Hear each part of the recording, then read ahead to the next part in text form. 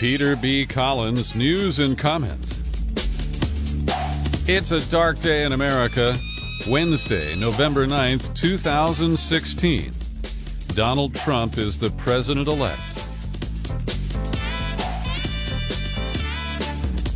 And before we dive into the news of the day and my unbridled comments, I want to thank each and every one of you who sent me sympathy and condolences on the passing of my mother, Mary Alice Heekin Burke. I was away for a week in Cincinnati, and Cincinnati plays into our coverage today. I'll get to that shortly. But we gathered the clan and gave my mother a great send-off, and I've worked through some of the grief, but I have to say that overnight I woke up and had the same sense of grief and the sense of infinite loss, irretrievable loss, that I felt when my mother died, because I have witnessed the ascension of Donald Trump to be the next president of our country. And I'm not alone. People are reeling. Many people had no inkling that Hillary Clinton could lose. And it gives me no pleasure to cite that over the last 6-7 months, I've repeatedly warned Democrats who were rallying around Hillary Clinton that she could lose to Trump. And the denial of the Democrats extends pretty far and wide, including members of Congress, the Democratic Party elite, the establishment people, the superdelegates. And while I am deeply disappointed that Donald Trump is going to be our next president, I'm not really surprised. And some of this is based on my own anecdotal research as I traveled to the Midwest back in July. It was confirmed by what I experienced in Cincinnati last week. And it really is deeply painful to know that the hate, the vitriol, the classism, the sexism, misogyny unleashed by Donald Trump will not subside. It is likely to continue, if not grow, over the next 4 years. And with a completely Republican government, the House, the Senate, the White House, there are no brakes that can be applied to the steamroller, if you will, of a Donald Trump administration. So this is a truly dark day in the United States. I've been watching politics for over 50 years. Yeah, I started when I was 13. And I have never seen this kind of a transition. The best reference I can make is when Ronald Reagan beat Jimmy Carter in 1980. And Reagan was not as crude or divisive a personality as Trump. And his sunny disposition and those jokes that he rattled off softened the impact for many people. But I survived 8 years of Reagan, followed by 4 years of Poppy Bush. We survived 8 years of George W. Bush. And I'm not giving up. I'm not packing it in. If anything, for a guy like me, Donald Trump and his ilk will provide a rich daily dose of things for me to report and comment on right here. But the last podcast that I produced before I left for my mother's funeral, I headlined Huma's Husband plus Hillary's Hubris equals President Trump? ? And I've gotten a couple of congratulatory emails from listeners who said, "Wow, Peter, how'd you know?" And it's because I pay attention.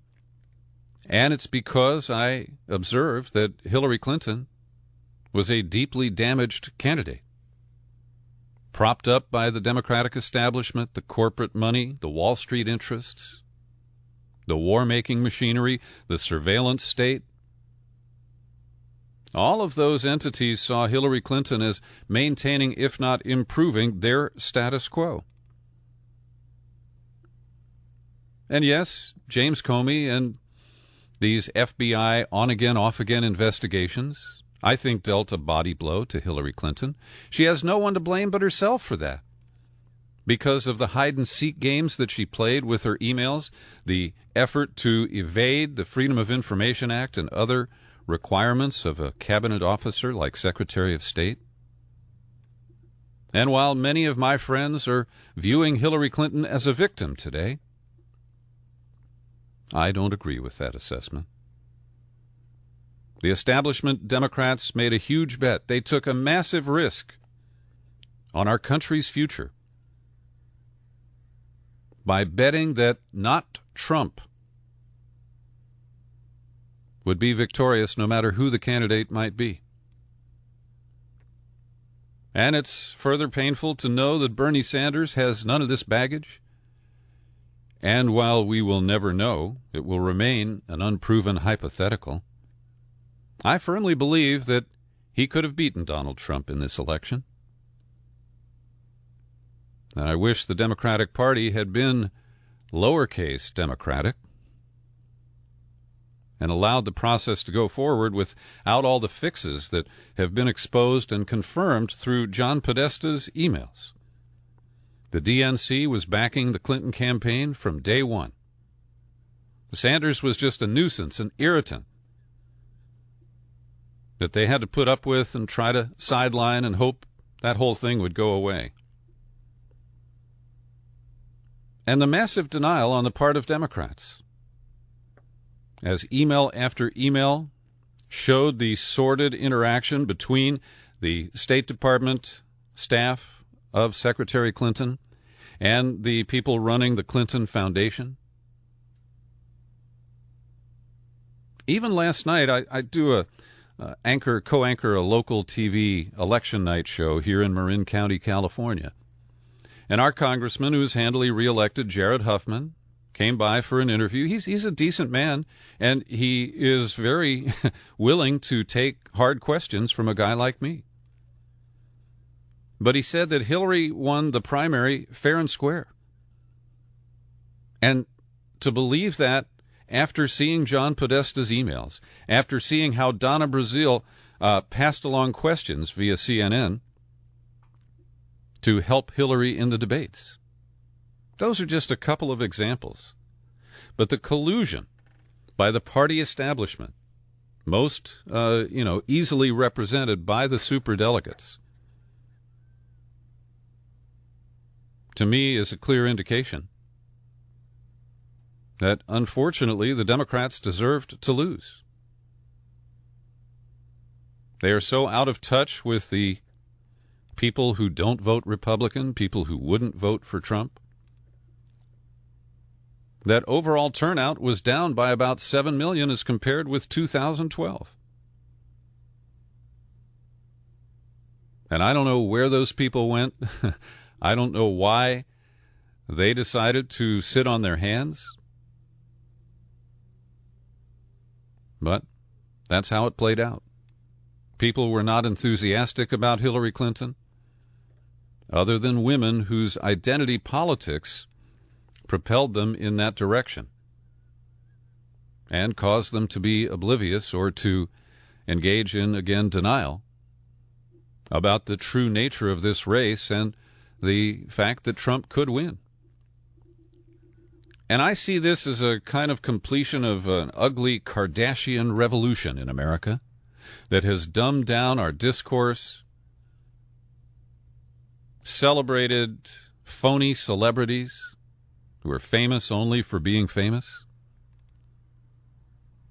and reduced us to media that simply chases anything that they think will get eyeballs to the tube and generate better ratings. Fox had an impact as well, creating the illusion that Washington was broken because of liberals, because of Democrats. And I don't agree with everything the Democrats put forward, but it's very clear that Republican obstruction from the Supreme Court justice to immigration reform and many other issues created the gridlock that caused many people to support Donald Trump because they just want to blow government up. And this Kardashian effect is something that I find really offensive. To think that people with little information, no inclination to get more information, were willing to use their vote to put a guy into office that even his supporters have no idea about what he will actually do. Now, in the victory speech, Donald Trump surprised me. He didn't gloat. He didn't brag. He was remarkably classy. And they followed suit as Hillary Clinton conceded in New York this morning, and President Obama made some remarks that were quite conciliatory to the incoming president. And I know some people think, well, gosh, that makes me feel good because Obama is such a classy guy. He floats above the fray. You know, when they go low, he goes, well, he goes into a position where he looks forward and not backward. And Obama never got the dividend that he hoped for by investing in essentially clemency for the criminals of the preceding administration, about the war in Iraq, about illegal torture, about the fleecing of investors by Wall Street banks, and the fleecing of the public as well. He chose not to pursue those investigations, hoping that it was going to give him something in return. And he's still at it, trying to soothe the frayed nerves of Democrats and others who supported Clinton, saying, hey, you know, our government zigs and zags. This is how it works. I'm rooting for Trump's success. And, of course, we have this compressed session of Congress over the next few weeks, the lame duck session. And I expect that Obama will collude with Republicans to get the Trans-Pacific Partnership passed before Donald Trump can attempt to blow that up or renegotiate it. That's one of the few things I support in the Trump platform. And so we are left here today with only a lot of regret. And we have to face the fact that the ambition of Hillary Clinton, embraced by many people who were desperate to see a woman elected president, including my mom, and it's sad for me that she did not get to cast her vote for the Hillary Clinton candidacy.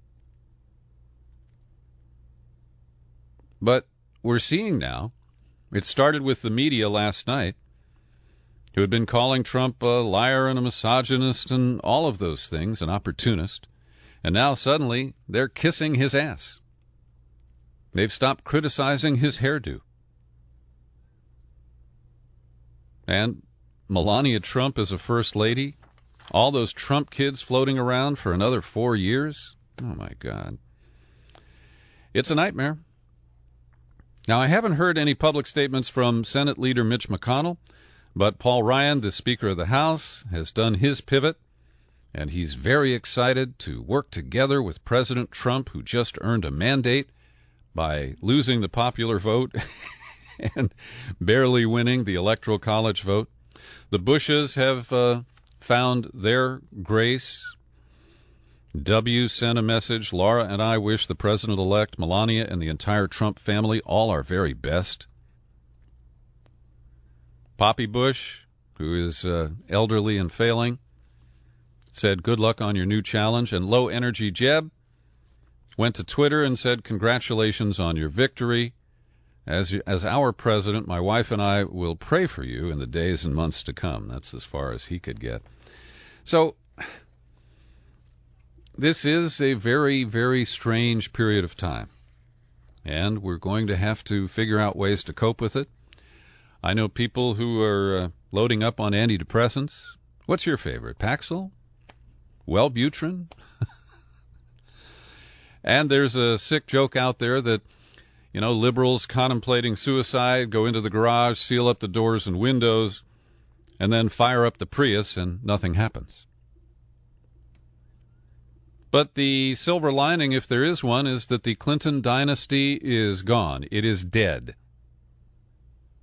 And it has been dispatched by a heaping pile of bullshit with weird orange hair on top. My friend Steve Pizzo, he's the guy who wrote the book about the savings and loans scandal back in the 1980s. He put it in a paragraph. Let me read it. Let us not be confused by our shock and depression and forget who is to blame for President Trump. The list is not long. A selfishly entitled Hillary Clinton, who insisted on putting the nation and world at risk in her personal quest to become the first female president, and her sycophantic pose of equally entitled and ambitious posse of apologists. Carvel, Podesta, Brazil, Begala, and the Fox News of the left, MSNBC. And, of course, Debbie Dearest and her DNC, referring to Debbie Wasserman Schultz. If there can be any glimmer of hope that comes from this, it is that it means the end, once and for all, of the Clintons and their soap opera public personas, which they have imposed on us for much too long already. Good riddance. And to me, this is kind of a mash-up of the old Dynasty primetime soap opera and more recent shows like Game of Thrones and House of Cards. And we're experiencing a lot of these things that in one form or another have occurred in the past, but never quite in this combination with this intensity. The analysts are out there trying to figure out why Hillary lost, and at The Guardian, the headline reads, "The economy, trust, and a weak message." Now, those are all true. I would add the gamesmanship of the FBI. I would also add that the Clintons knew exactly what was in her emails and played this game thinking they could get away with it. And, as you know, I welcome those who have recently criticized the FBI director. I just hope they'll expand their scope beyond this episode itself. And, of course, with the Republicans in charge of everything, there will be no sanctions on James Comey for his bizarre actions in the final weeks of the election, including what is a very clear, inappropriate release of an investigation into Bill Clinton's pardon of Mark Rich. I mean, that stuff has been out there for over 15 years. And they just decided to release it right in front of the election? But what is missing from these analyses is the concerted effort by Republicans to suppress votes and manipulate this election. We've exposed all that here on this podcast. The interstate cross-check list that Greg Palast brought to our attention, the various efforts enabled by the Supreme Court decision that gutted the enforcement aspect of the Voting Rights Act of 1965, that enabled Texas, North Carolina, and many other states to simply flush voters out of the system and make them fight to get back in. And I think that ultimately we're going to see the race tighten even further in the certified count because there will be many provisional ballots from voters who are bumped off the rolls, and presumably most of those people will vote for Clinton. Now, as I mentioned, I spent a week in Ohio for my mother's funeral and to take care of some family business. And Ohio is a state with a lot of angry white voters. Used to be a lot of auto plants there. They're gone. Used to be a lot of other manufacturing that's largely disappeared. And Trump played Ohio like a little violin. There was an AFL-CIO study that goes back to the springtime that showed that many working-class members, not just union members, were ready to dismiss any Democrat and vote for Trump because he is going to change things, they think. And here's a quote from an engineer, former Democrat in Youngstown. All the media and the pollsters just didn't understand that the little people like us all over the country were quietly supporting Donald Trump. And today we made our voices heard. Yes, I believe that there were many Trump supporters who stayed in the closet because they were either embarrassed or concerned about the reaction they would get if they went public with their political position. And a retired firefighter, also in northeastern Ohio, is quoted by The Guardian. The Democrats used to be for the working man. Now they cater to the very poor who they can keep in bondage with free stuff, and to the very rich in Hollywood to keep the donations coming in. We in the middle have been forgotten. And that's a key takeaway from Thomas Frank's most recent book, Listen Liberal. And we'll get to comments on the election from Tom Frank here in just a moment. Another question that surfaces is, why were the polls so wrong? Well, the closeted Trump voters, the silent voters there, I think are one factor. I also think that this was, as others have pointed out, the last gasp of what was the white majority in this country. And fearful of brown people and black people gaining power, these people who've lost their own power, and some of them lost their homes in the mortgage meltdown, they are retaliating by striking out at other people, people other than them. And Trump successfully tapped into that anger and gave them license to express their ugliest, most dangerous thoughts. So what we have seen here is an interesting revolt by Americans who felt powerless. And, of course, it's bizarre for you and me to think that they believe that Donald Trump, who offered zero policies as part of his campaign, he simply identified problems, hot-button issues that people get emotional about. And it's bizarre that people would risk so much on a crazy billionaire who won't release his taxes, lies about his net worth. He lies about everything. And yet they believed that that was a better way to go forward. I think we're going backward. People who believe that the coal miners are going to go back to work and that industry can be resuscitated, they're not in touch with the same reality as you and me. While I was in Cincinnati, early voting was taking place, and I went to the Board of Elections in downtown Cincinnati on a beautiful Sunday afternoon and caught up with a number of people who were waiting as long as 3 hours in a line that stretched for 5 blocks in order to cast their early vote. And not a single one of them suspected that this was a voter suppression tactic designed to discourage people from voting by making it more difficult. It's Sunday, early voting day in Cincinnati, Ohio. It's an unusually beautiful day here, sunny, warm, about 73 degrees, and there is a line of people who want to vote. The early voting hours end at 5 o'clock, and unless they're extended, the people I'm about to talk to will probably not be able to vote.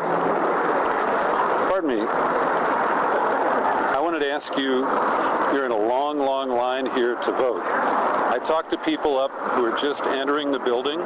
It took them 2.5 hours. How do you feel about that?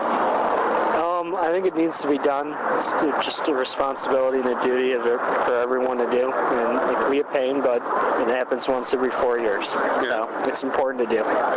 Is this just the way it happens in Cincinnati, where you have to line up and wait for hours? I don't want to make you feel bad, but I'm from California. And on Tuesday, I'm going to walk in and I'm going to wait 30 seconds to get a ballot and make my vote. I mean, I don't know of any other way. Yeah. I don't know. Uh-huh. It's the simple answer. Do you think there's something wrong with this when you see a line that extends for blocks? Yeah. I think there could probably be a more efficient way to do it. What that is, I don't know. Again. Do you get any kind of message that they don't really want you to vote? No. No, that's not what I'm feeling at all. Yeah, okay. All right, thank you. Yeah. How do you feel facing a couple of hours in line here in order to vote today? I'm fine. Yeah? Yeah. Uh-huh. Is this just the way it always is? Sometimes in presidential years usually is. And, yeah. You know, it's your duty to vote. I don't mind waiting in line. Yeah. I got nothing else to do on a Sunday. All right, thanks. Hi, can I talk to you? I'm not really comfortable talking. Okay. I just want to ask about how you feel about having to line up to vote and wait a couple of hours. I mean, no one wants to wait this long in line, but it's something you have to do sometimes. It's, not everyone's available all day Tuesday. I'll be in class all day, and then I have work. But do you think they didn't know you were coming? I think it's hard to prepare for. It's a large city, a lot of people, one building. I don't know how many precautions you could possibly take to adjust for, all these people. And I feel like most people go out and vote on Tuesdays, so I just think it's an unexpected turnout. All right, thanks a lot. How do you feel about having to wait this long in order to vote? No comment. Yeah? Do you want to say anything? It's worth it. Huh? I think it's worth it. Okay, thanks. Pardon me, sir. How do you feel about having to line up for blocks in order to vote? I think it says a lot. Yeah? Yeah. People are willing to stand in line to vote. Well, but what about the process? Don't you think they could have more ways, more places where people can vote when this many people want to vote? That'd be nice. All right, thanks a lot. Those are the voices of people waiting in line to vote in Cincinnati this past Sunday. Now, let's take a look at what President Trump might do, and a lot of this is pure speculation. We know he promised to build a wall along the southern border, but he hasn't really talked about that recently. He said Mexico would pay for it, and we haven't heard much about that. He talks about limiting immigration from Syria and other war-torn countries with so-called extreme vetting. And we know that used to be a Muslim ban, but he modified it in an act of political correctness that he always rejects. And we know that he intends to deport a lot of people. But it's even more cruel that those who are here without documents don't really know what he will do. But they have to fear the knock on the door from La Migra at some unspecified point after Trump is sworn into office. When it comes to national security, he said that he, wants to do some bombing, but he doesn't like regime change. He promises better relations with Russia. But the real concern here is that Bush and then Obama extended the power arrogated by presidents. It's not in the Constitution. It's not authorized by Congress, but to wage war, launch drones, spy on people, conduct surveillance on millions of innocent Americans. And Donald Trump will inherit those expanded powers. And we better watch out. The lead promise of Trump and the Republicans is to repeal Obamacare.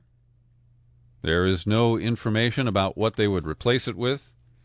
I guess they'll just let people get sick and die. And we know that he threatens to appoint a pro-life, anti-abortion judge to the Supreme Court to relax regulation on Wall Street as if they're over-regulated now. And get this, there is a rumor that Myron Ebell may be appointed to run the EPA. This is what I call the wrecking crew concept. Reagan perfected this.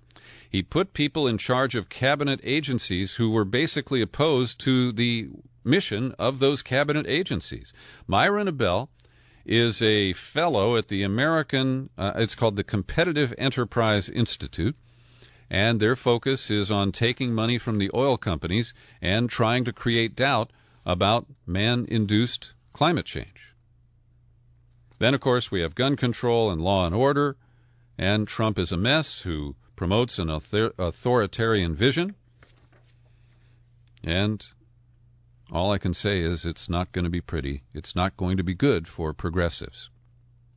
And speaking of the wrecking crew, the Trump transition team includes energy advisor Michael Catanzaro, a lobbyist for Koch Industries, Eric Ueland, a Senate Republican staffer who used to lobby for Goldman Sachs, and an attorney named Bill Palatucci from New Jersey, whose lobbying firm represents Aetna and Verizon.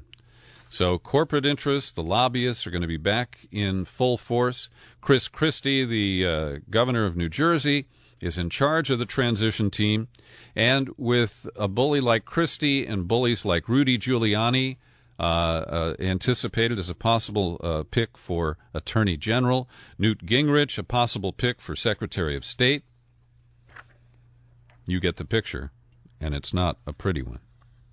I mentioned Thomas Frank a few minutes ago, and he's got a brilliant essay that I've linked to in The Guardian today. It's linked in the show file of this podcast at peterbcollins.com. And I'm tight for time here, so I'm not going to quote from it, but I encourage you to read it. And Tom Frank, I think, does a great job of breaking down why she lost. And then there's Ben Tarnoff, also in The Guardian, who explains Trumpism and, to some extent, why he believes Trump won. Every day I pause for a second to thank the people who support my work with your subscriptions to the Peter B. Collins podcast. I'm sorry to report that Amy and Nick have canceled their subscriptions. Maybe it's something I said. But Anna Gordonier is still supporting me, and so is Kevin Beckley, and Keith Hull, and Pauline Nixon. So thanks to each and every one of you for your continuing support. I need some people to step up and replace the defectors. So if you've been thinking about it, why don't you act on it? Come over to peterbcollins.com, and you click on the menu button. It pulls down. You click on Become a Subscriber, and it's easy to set up a new subscription at the level that you're comfortable with, and I hope you will. Democrats made a lot of noise about trying to retake control of the U.S. Senate, and they failed miserably. Russ Feingold didn't win in Wisconsin, and there were many other losers last night. The two winners were Tammy Duckworth in Illinois and also in Nevada. Catherine Cortez Masto has won in Nevada, and so those were the bright spots. Evan Bayh, a very conservative Democrat, didn't win back his seat in Indiana. John McCain won another 6-year term at the age of 80. Marco Rubio got reelected in Florida, even after he had said he wasn't going to run. Pat Toomey beat Kate McGinty in Pennsylvania. I think Joe Sestak might have given a better run there. And at this hour, I don't have a final tally on whether Kelly Ayotte lost in New Hampshire to the governor there, Maggie Hassan, but my guess is that Ayotte will hold on to that seat. There is some good news. To ease your pain, California voters approved marijuana on a recreational basis, as did voters in Massachusetts and in Nevada. And we have Florida passing a medical marijuana constitutional amendment. Medical weed is now approved in North Dakota and Arkansas, but was defeated in Arizona. We had battles over the death penalty here in California, and I'm sorry to report that the effort to repeal the death penalty went down 54-46, and a plan to speed up the death penalty process, which is riddled with constitutional defects, narrowly passed 51-49. And there are a few other measures on the ballot across the country. We had 3 sugary soda tax measures here in the Bay Area, and they passed in San Francisco, Oakland, and a smaller community called Albany. Joe Arpaio is out of a job. The controversial Neanderthal sheriff of Maricopa County, that's Phoenix, Arizona, was unable to win a 7th term as the sheriff there. He's the guy, of course, who has broken a lot of laws in his effort to enforce the law. And just last week, federal prosecutors charged him with criminal contempt of court for violating an order by continuing to arrest immigrants with no evidence that they had broken any state law.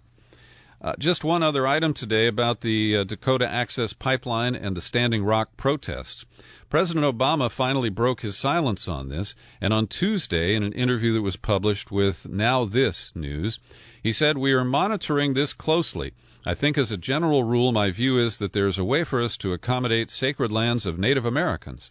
I think right now the Army Corps of Engineers is examining whether there are ways to reroute this pipeline." But, Mr. President, you're the guy who's been talking about climate change. You should block the construction of this pipeline and not simply seek to reroute it. And finally, as I was leafing through the New York Times on Election Day, I found this unusual ad, a paid political ad, sponsored by a Republican women's club, and it doesn't say where it's located. But it is a call to action to push back against the militarized response to the protest at Standing Rock. And if this is indeed from Republicans, I don't really know, it's a pretty remarkable piece. They refer to this whole issue as the rattlesnake. This snake is the change happening to our law enforcement. And the ad points out that there is an MRAP that Stutzman County, North Dakota is using at the Standing Rock scene, but it doesn't have any registration, license, insurance, or an overweight permit.